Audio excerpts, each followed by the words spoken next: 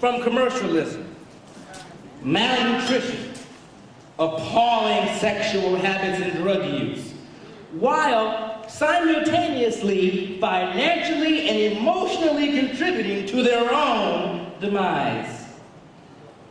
Our country, as represented by our government leaders, is the richest country in the world, yet still allows homelessness and poverty. You're clapping, but you do understand the government leaders that sustain the status quo you elected.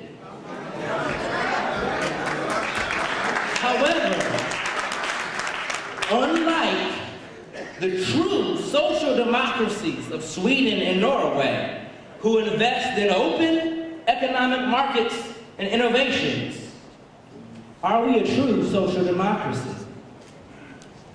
Sounds like we're drifting to me. Harvard law professor Lonnie Guinier and University of Texas law professor Gerald Torres also warn us to beware of inaction. They encourage us in their book, The Miner's Canary, which I recommend, to listen to the canary's distress. As the canary alerts miners to poison in the air. Issues in today's society, issues of political race and political races, religious strife, and personal complacency also alert us to poison in the air. The poisons are the very social ills with which we are confronted but ignored on a daily basis. But there is good news.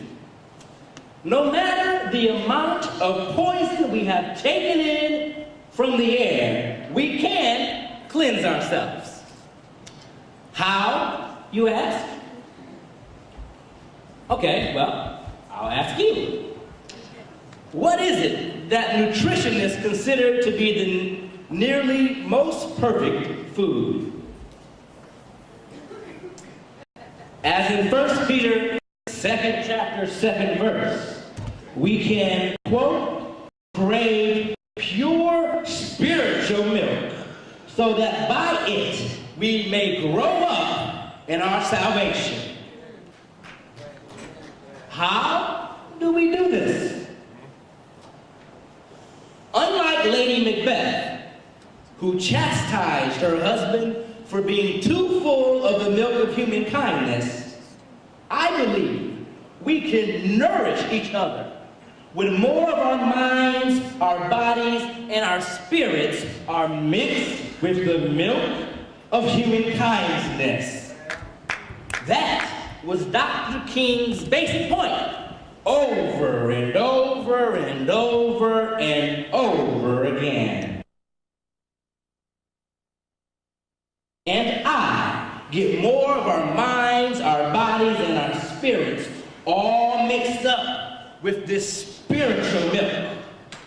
America will be well on its Milky Way to realizing in this new millennium that Dr. King's milk is wholesome, it's energizing, and it's already pasteurized.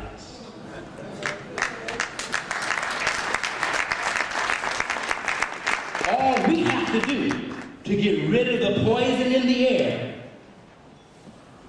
is drink.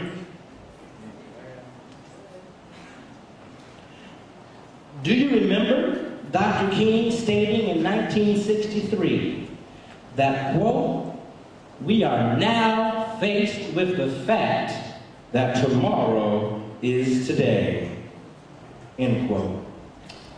I guess Dr. King was wrong. Because then the future is here. Yet we're halfway through the first decade of this new millennium, and one thing still remains. The laborers are plentiful, yet the harvest remains to be seen. Social injustices show little sign of evaporating. Right now, we have a challenge. Eons ago, God warned us not to be complacent. God warned us to pay attention. The Reverend Dr. Martin Luther King Jr., through his consistently nonviolent and demanding social gospel, requires that each of us work on some aspect of Amos's social gospel. Such a social gospel doesn't blame people for their foibles, but it insists that the communities of Rhode Island and this country take responsibility for all its people. Therefore, each of us has a role to play. Each of us has a story to tell. Each of us has a song to sing. Each of us has a child to teach. Each of us has a neighbor to assist. Each of us has a bigot to work with. Each of us has a calling of excellence to receive. The call has been made. The preparations are done. The guidelines are in place. Let me put it this way. The head of a monastic order heard that one of his monks was expressing doubt about the order's motto, pray and work.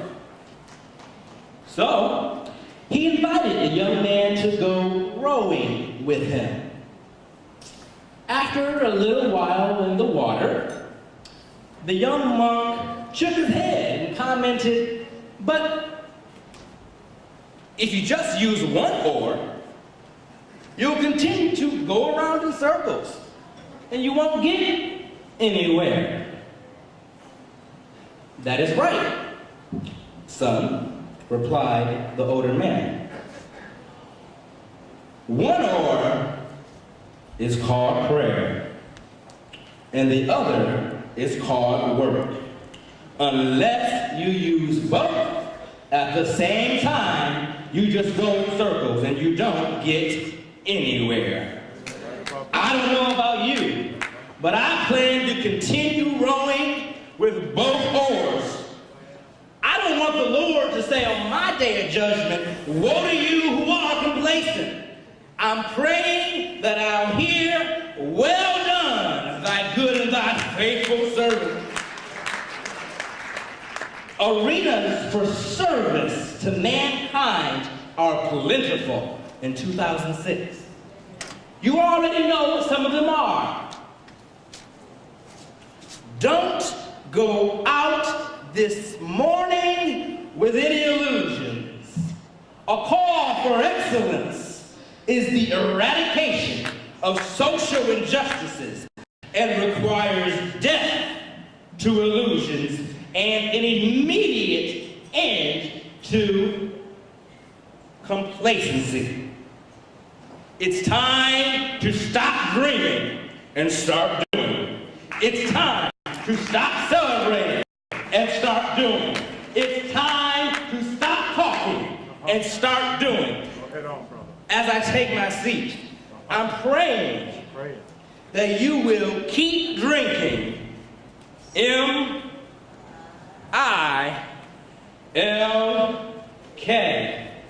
and sport a white mustache if you want to.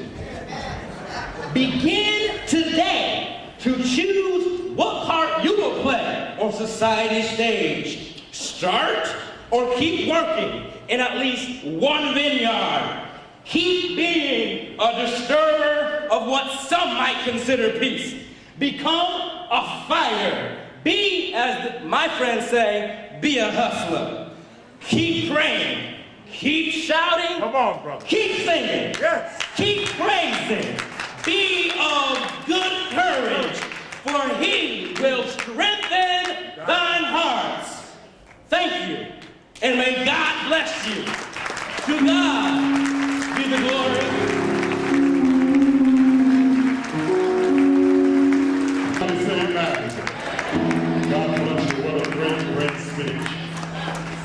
And why don't you look at your neighbor and say, neighbor? Look at your neighbor and say, neighbor? Got milk? Put your hands together and give God some praise.